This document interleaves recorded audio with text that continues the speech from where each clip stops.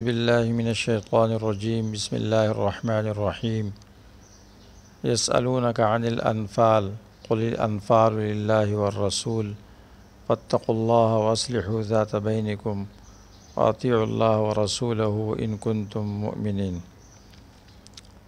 سورۃ الانفال مدنی سورت ہے، نزول کے اعتبار سے 88 نمبر سورت ہے، سورۃ البقرہ کے بعد نازل ہوئی ہے۔ اس کا ایک نام تو الانفال مشہور ہے، اس کا دوسرا نام سورۃ البدر ہے اور تیسرا نام سورۃ القتال ہے اور اس کا چوتھا نام سورۃ الفرقان ہے۔ الانفال جو اس کا نام ہے یہ اس لیے ہے کہ انفال غنائم کو کہا جاتا ہے، مال غنیمت جو جنگ کے نتیجے میں حاصل ہوتی ہے۔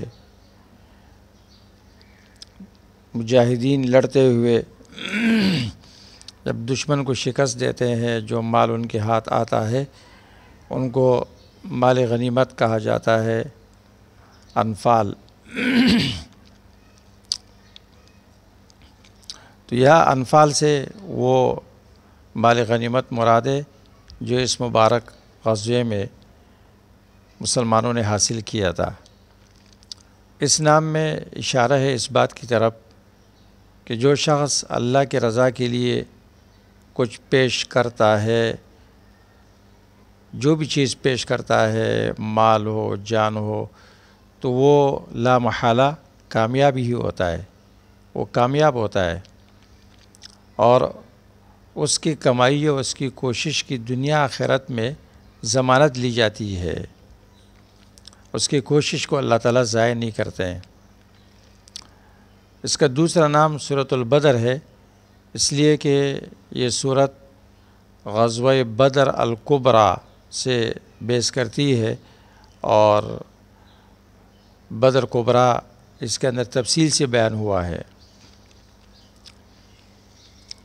سورۃ القتال اس کو اس لیے کہا جاتا ہے کہ یہ اسلام میں ہونے والے سب سے پہلے قتال، مشرکین کے ساتھ سب سے پہلے معرکے کے بیان میں، معرکے کے بارے میں یہ سورت بیان کرتی ہے۔ اور سورۃ الفرقان بھی اس کو کہا جاتا ہے اس لیے کہ اللہ تعالیٰ نے بدر کے دن کو یوم الفرقان سے تعبیر کیا، اس کا نام رکھا یوم الفرقان، یعنی وہ دن جس میں حق و باطل کا فیصلہ ہوا۔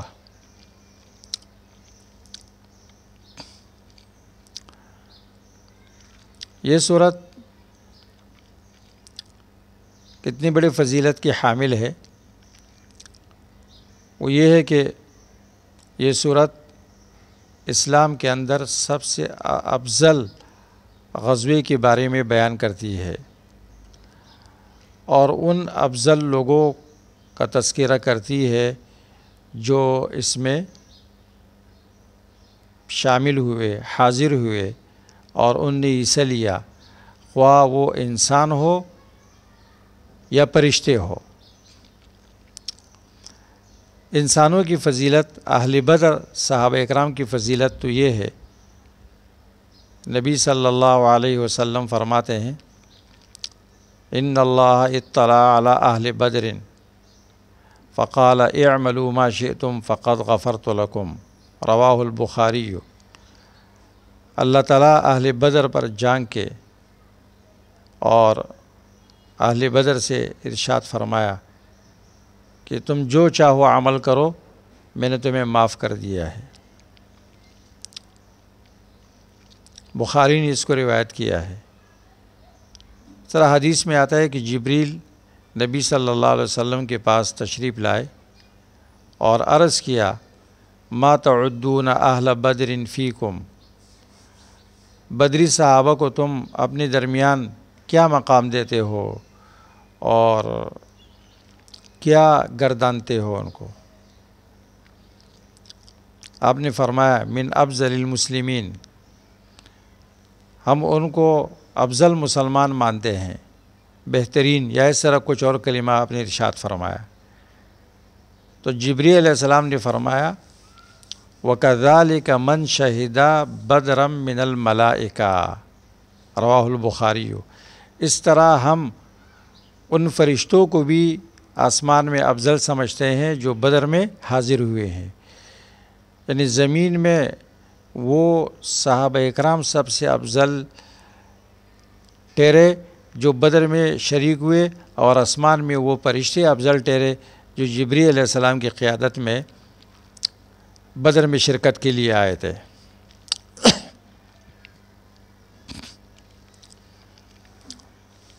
یہ صورت شروع ہوتی ہے غزوہ بدر کے مال غنیمت کے تذکرے سے۔ یسألونک عن الانفال قل الانفال للہ والرسول فاتقوا اللہ واصلحوا ذات بینکم واطیعوا اللہ ورسولہ ان کنتم مؤمنین۔ اور اس کا اختتام بھی مال غنیمت کے تذکرے پر ہوتا ہے، جو کہ بدر کی قیدی ہے، جو جنگ کے نتیجے میں قید ہو کے آئے تھے۔ یا ایھا النبی قل لمن فی ایدیکم من الاسریٰ یعلم اللہ فی قلوبکم خیرا یؤتکم خیرا مما اخذ منکم ویغفر لکم واللہ غفور رحیم۔ 70 نمبر آیت۔ اس طرح سورت کی ابتدا بھی قتال کے ذکر سے ہوئی اور اختتام بھی قتال کے ذکر سے ہوا ہے۔ یہ اس وجہ سے کہ سورت جہاد فی سبیل اللہ کے متعلق بیان کرتی ہے اور اس کے بعض احکامات کو بیان کرتی ہے۔ سورۃ الانفال کا ربط ماقبل سورت کے ساتھ، سورۃ اعراف کے ساتھ کئی وجوہات پر ہے، کئی طریقوں پر ہے۔ سب سے پہلا تو یہ ہے کہ سورۃ فاتحہ سے لے کر اعراف تک توحید کو بیان کیا گیا، دلائل عقلیہ سے بھی، نقلیہ سے بھی، وحیہ سے بھی۔ مشرکین و کافروں کے تمام شبہات کے جوابات دیے گئے۔ تو اب بھی اگر یہ نہیں مانتے ہیں نا تو یہ معاندین ہے، یہ لاتوں کے بت باتوں سے نہیں مانتے ہیں۔ اب فضرب الرقاب قاتلوہم حتی لا تکون فتنہ، اب ان سے جہاد کرو۔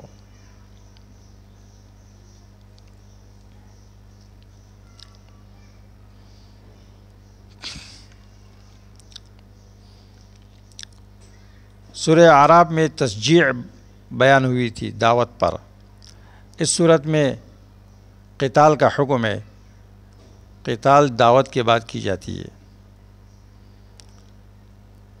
سورۃ اعراف میں اقوام مکذبہ کے عناد کا ذکر تھا کہ انہوں نے اپنے انبیاء کے ساتھ کیسے معاندانہ رویہ اختیار کیا۔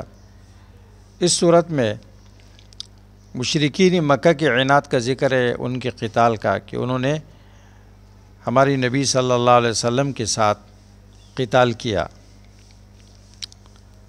سورۃ اعراف کے آخر میں تبلیغ و دعوت کے آداب کا بیان تھا، اس صورت میں قتال فی سبیل اللہ کے آداب کا بیان ہے۔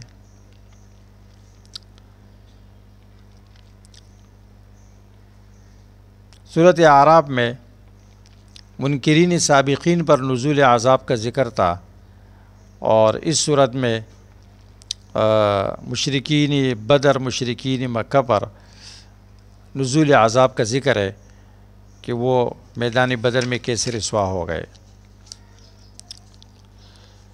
سورۃ اعراف میں ذکر کا حکم تھا وَاذْكُرْ رَبَّكَ فِي نَفْسِكَ تَضَرُّعًا وَخِيفًا۔ سورۃ انفال میں مومنوں پر ذکر کے آثار کیسے مرتب ہوتے ہیں؟ انما المؤمنون الذین اذا ذکر اللہ وجلت قلوبہم واذا تلیت علیہم آیاتہ زادتہم ایمانا۔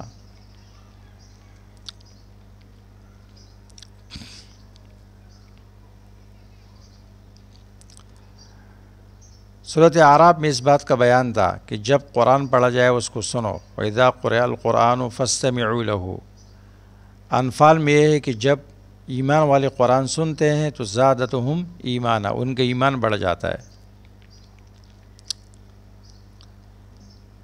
سورت کی ابتدا میں بھی صحابہ اکرام کی تعریف ہے، اور یہ جملہ ہے اولئک ھم المؤمنون حقا، وہ سچے مومن ہے۔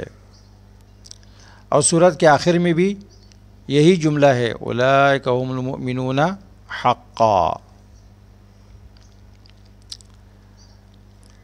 اسی طرح انفال مال غنیمت نعمت ہے،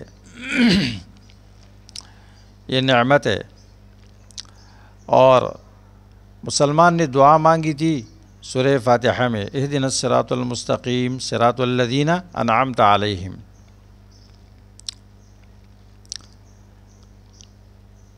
سورۃ انفال کے آخر میں میراث کے متعلق یہ حکم ہے کہ اولو الارحام بعضهم اولی ببعض فی کتاب اللہ۔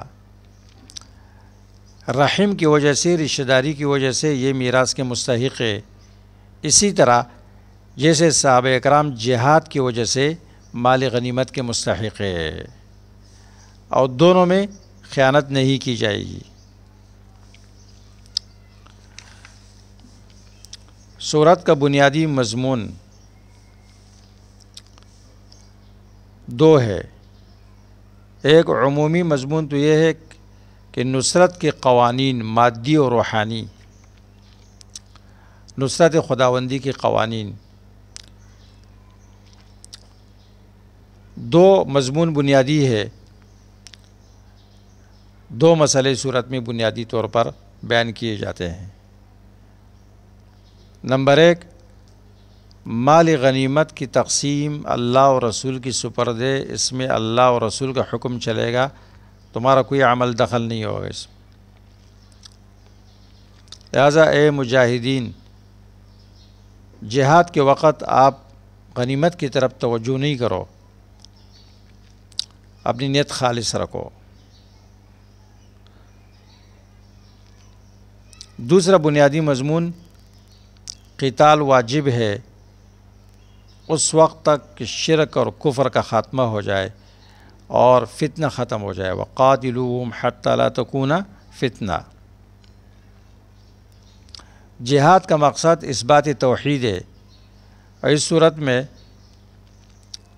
توحید کو ثابت کیا گیا ہے۔ آیت نمبر 10-13 اور آیت نمبر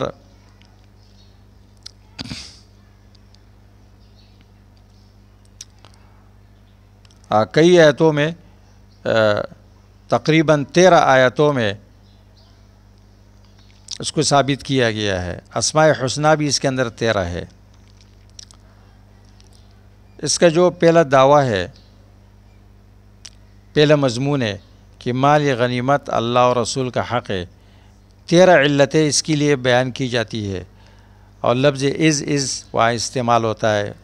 یہ سب تذکیر بالنعم ہے، اللہ کی نعمتوں کو یاد دلایا جاتا ہے کہ فتح و نصرت یہ اللہ کی طرف سے ہے۔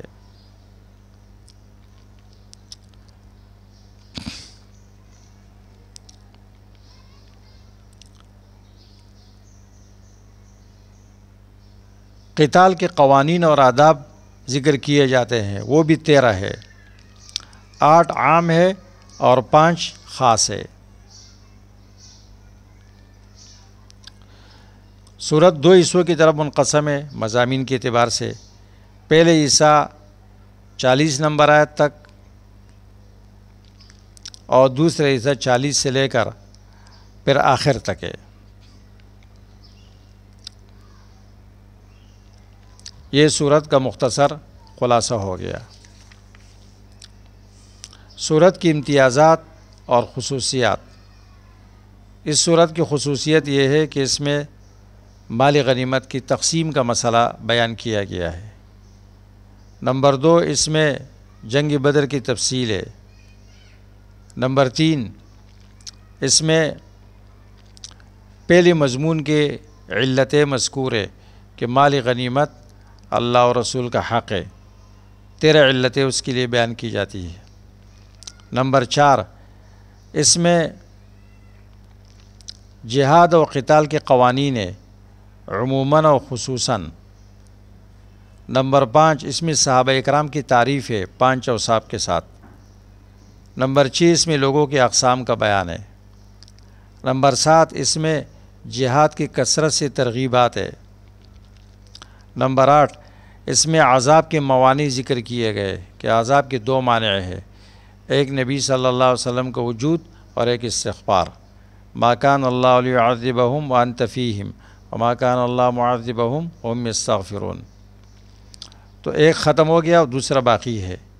نمبر 9، ایسے مشرکین کی نماز اور اس کے ضائع ہونے کا بیان ہے، ما کان صلاتہم عند البیت الا مکاء و تصدیہ۔ نمبر 10، ایسے مشرکین کے انفاق اور اس کے باطل ہونے کا بیان ہے کہ مشرکین حق کے خلاف مال جمع کرتے ہیں اور خرچ کرتے ہیں، یہ ان کے لیے حسرت کا ذریعہ بنے گا۔ یہ سورت کی خصوصیات ہے۔ اس کے بعد پھر سورت کا ہم تفصیلی خلاصہ اور اس کے موضوعات اور اس کے فوائد و لطائف بیان کریں گے۔